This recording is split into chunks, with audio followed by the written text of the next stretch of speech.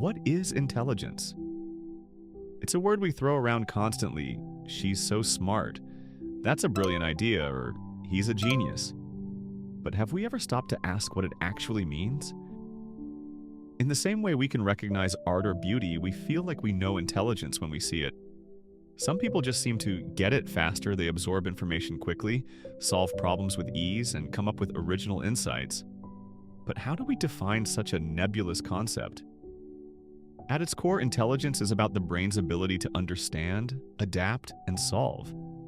But even that definition is debated. Is it a single measurable trait, a set of learned behaviors, or perhaps something far more complex? This documentary is a journey into the science of smarts. We'll explore where intelligence comes from, whether it can be increased, and what the modern world might be doing to your brain without you realizing it. Let's start with the age-old question. Is intelligence inherited or developed? Studies on identical twins raised apart offer powerful clues. Time and again, research shows that IQ scores of identical twins, even when raised in separate homes, are strikingly similar, more so than fraternal twins raised in the same home. That suggests genes matter, and they do. In childhood, genetics might explain about 30% of intelligence. But as we age, that percentage increases by adulthood. Up to 80% of IQ differences may be genetic. But that's not the whole story. The environment also plays a critical role, especially early in life. Nutrition, stimulation, education, and parenting all leave deep imprints on a developing brain. A well-fed, curious, and mentally engaged child will likely grow into a sharper adult. Genes might load the gun, but environment pulls the trigger. In the early 1900s, psychologist Charles Spearman noticed something curious. Students who excelled at one mental task say, math often excelled in others like language or memory. He proposed a theory. There must be a single underlying factor powering all cognitive ability. He called it G, or general intelligence. This G was more than just a talent. It was the mental engine driving reasoning, learning speed, memory, and logic. To capture G, tests were created. Intelligence tests. IQ tests. Suddenly, intelligence had a number, a score. And with it came the ability to compare, rank, and label people, a double-edged sword that still cuts today. IQ tests became the benchmark for cognitive ability. Standardized tests like the Stanford Binet and Wechsler scales became the gold standard. They tested vocabulary, reasoning, memory, and comprehension, and gave you a number centered at 100. Scores between 90 and 110 were considered average. 130 and above? Gifted. Below 70? A cause for concern. But are IQ tests accurate?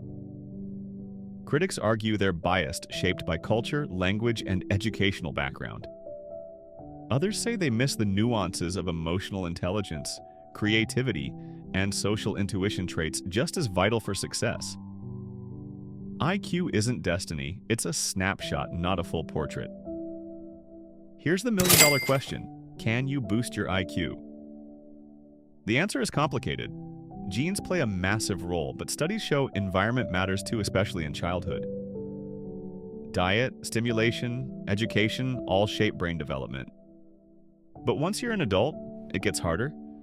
Mental sharpness can be preserved, even enhanced through lifestyle. Sleep well. Eat right. Exercise. Keep learning. Avoid chronic stress. But does this raise your IQ score? Not necessarily. Mental training apps, brain games might improve specific skills, but evidence shows little transfer to overall intelligence.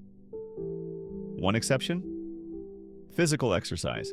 Cardio boosts blood flow to the brain, protects against cognitive decline, and might be the closest thing we have to a mental supercharger. So, what can lower intelligence? Plenty. Sleep deprivation, stress, poor nutrition, substance abuse, head trauma. Even short-term issues like illness or hunger can impair thinking. And over time, the brain changes. Some neurons die. Connections fray. But the good news? The brain is adaptable. Plastic. New habits create new pathways, and while we can't dramatically boost G, we can keep our minds sharp. Avoid cognitive decay. Feed the brain with challenge, rest, and care. Here's a twist. Our IQ scores have risen over time. In Denmark, decades of military conscription data reveal a steady increase about 3 IQ points per decade since the 1950s. It's called the Flynn Effect. Better education, nutrition, and public health have made each generation slightly smarter than the last, or at least better test takers. Globally, similar patterns emerged in the US, UK, Japan, and South Korea. So yes, in some ways we've been getting smarter, but it's not the full story. Around the early 2000s, something changed. IQ scores after a century of steady rise began to decline in some countries. Norway, Finland, Denmark, Australia, the UK. Why? Some suggest it's cognitive saturation. The idea that once society reaches a threshold of health and education, gains plateau. Others point to screen culture, distractions, or even nutritional shifts. But perhaps the Flynn effect didn't mean we were smarter, just better trained for tests, and now those gains may be fading. Ironically, the modern world may be making us dumber. Why? Cognitive overload. Our brains evolved to deal with concrete challenges, hunting, gathering, face-to-face problem solving. Now, we're bombarded with notifications, headlines, updates, passwords, and apps all demanding attention. As the complexity of life increases, so does the mental strain. Decision fatigue, burnout, stress. We've never had so much information and so little time to process it. Maybe it's time to rethink intelligence altogether. Not as a fixed number, but as a dynamic trait. Something that includes empathy, resilience, curiosity, and creativity. Because in today's world, knowing facts isn't enough. We need wisdom, we need judgment, we need balance. The brain is not a machine, it's an orchestra. And intelligence? It's not just how fast you think, but how well you listen. This is Bright Discovery. Stay curious, stay sharp,